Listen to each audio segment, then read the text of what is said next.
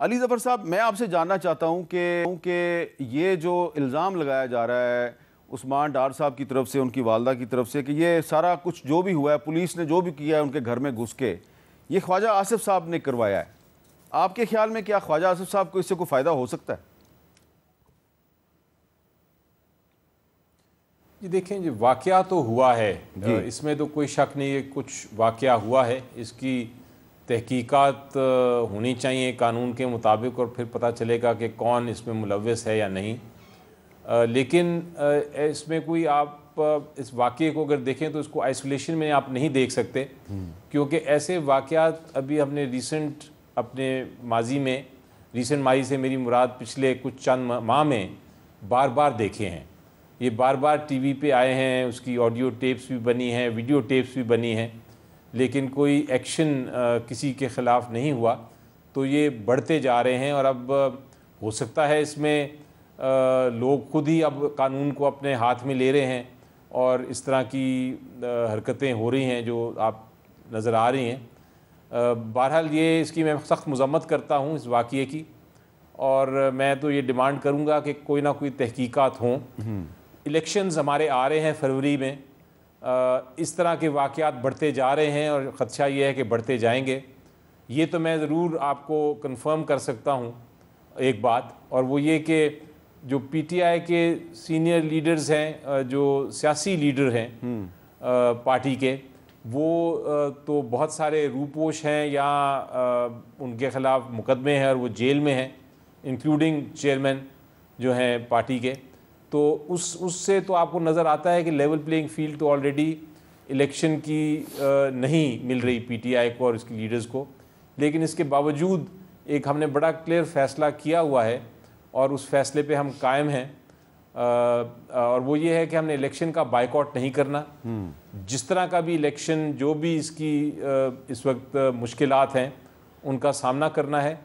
اور 8 جو فروری ہے اس کی ڈیٹ کو کسی طرح بھی ڈی ریل نہیں ہونے دینا۔ 8 فروری کو الیکشنز کرانے ہیں، اس میں حصہ بھی بھرپور لینا ہے، اور جس طرح بھی لینا ہے اس کی بھی اسٹریٹجیز ہیں۔ سمبل کا ایشو چل رہا ہے، اس کے علاوہ اگر سمبل کا کوئی ایشو آتا ہے جس میں مسئلہ ہو، اس کی اسٹریٹجی بی بھی ہے۔ اسٹریٹجی بی بھی قائم اگر کامیاب نہیں ہوتی تو ایک سوال ہے میرا، لیکن ہر صورت میں الیکشن میں حصہ لینا۔ ایک سوال ہے کہ یہ جو لوگ پی ٹی آئی چھوڑ کے چلے گئے تھے، تو اب وہ واپس آنا چاہتے ہیں۔ بہت سے پی ٹی آئی کے رہنما ہمیں بتا رہے ہیں کہ جی وہ واپس آنا چاہتے ہیں، اور لگ یہ رہا ہے کہ عثمان ڈار صاحب جنہوں نے سیاست چھوڑنے کا اعلان کر دیا تھا، آج تو وہ دوبارہ سیاست میں آ گئے ہیں۔ تو ان کی والدہ اگر الیکشن لڑتی ہیں تو کیا تحریک انصاف ان کو ٹکٹ دے گی؟ جی دیکھیں، ابھی تک جو میری بات ہوئی ہے، اور جو مجھے علم ہے، اور سینئر لوگوں سے بھی جو بات ہوئی ہے، چیئرمین صاحب سے بھی بات ہوئی ہے جیل میں، تو اس سے تو یہ بڑا کلیئر میسج ہے جو میرے تک پہنچا ہے، کہ جو ماضی میں چھوڑ گئے ان کو تو ٹکٹ نہیں ملیں گے، اور جو لوگ کھڑے رہے اس مشکل وقت پہ ان کو پہلے پریفر کیا جائے گا۔ ٹھیک ہے، اب یہ پالیسی چینج ہوتی ہے یا نہیں ہوتی اس کا مجھے علم نہیں ہے، لیکن فی الحال تو یہی بڑی کلیئر پالیسی ہے۔ اچھا خرم صاحب، یہ جو واقعہ ہوا ہے اس پالیسی کو دیکھتے ہوئے تو نہیں لگتا کہ کسی کو بھی ملے گا۔ اچھا خرم صاحب، یہ جو سیالکوٹ میں جو واقعہ ہوا ہے، آپ اس کو کیسے دیکھتے ہیں کہ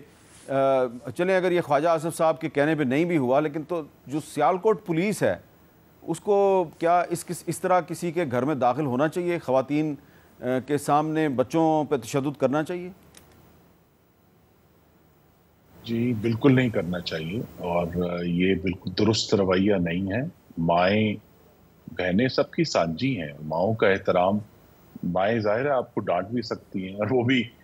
سخت زبان استعمال کر سکتی ہیں، لیکن ان کا احترام فرض ہے۔ تو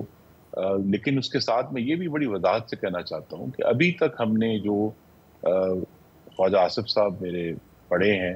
اور ان کا عثمان ڈار صاحب کے درمیان جو مقابلہ ہے، اس میں جتنی بھی لغو گفتگو اور دھمکیاں ہمیشہ ڈار صاحب کی طرف سے آئی ہیں۔ خواجہ صاحب نے ایسا کوئی کام آن ریکارڈ نہیں ہے ہمارے سامنے کہ انہوں نے کبھی کوئی دھمکی دی ہو۔ تو ڈار صاحب اور ان کا خاندان جو ہے وہ بڑے عرصے سے پبلکلی سوشل میڈیا پر بھی دھمکیاں دیتے ہیں, پلیٹیں توڑتے ہیں, وہ یہ کر دیں گے, وہ کر دیں گے. تو لہذا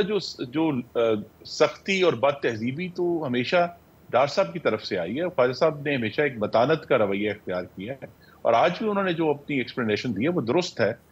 لیکن اگر پنجاب پولیس جو ہے وہ اس قسم کے اقدامات کر رہی ہے تو اس کی کبھی بھی ہم حمایت نہیں کریں گے, کیونکہ ہم نے یہ سب پی ٹی آئی کے دور میں بھگتا ہے. میں یہاں گجرانوالہ میں ہوں, ہمارے گھروں میں